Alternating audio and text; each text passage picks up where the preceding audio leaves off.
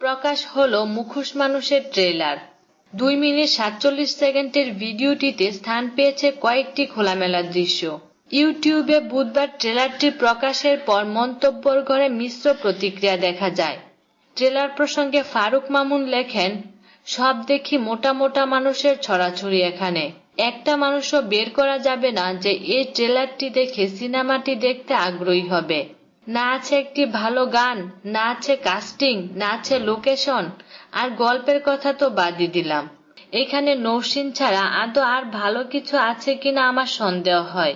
যদি 1-2 জন মানুষ দেখেও, তাও দেখবে নৌসিনের জন্য। সাম্য লিখেছেন, আপনার আমার আশেপাশে অনেক মেয়েই সাইবার ক্রাইমের শিকার।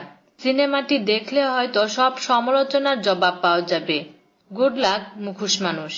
এদিকে নির্মাতা জুয়েল বলেন, ট্রেলার দেখে অনেকেই অনেক সমালোচনা করছেন। নেগেটিভ পজিটিভ দুরকম আলোচনা সমালোচনা হচ্ছে। আমার মনে হয় পুরো সিনেমাটা না দেখে মন্তব্য করা উচিত নয়। সিনেমা দেখে মন্তব্য করলে তবেই বাংলা সিনেমা উপকৃত হবে। তিনি আরো জানান, মুখোশ মানুষের গল্প লেখা হয়েছে সত্য ঘটনা অবলম্বনে। সিনেমাটির মধ্য দিয়ে সচেতন করা হচ্ছে তরুণ সমাজকে।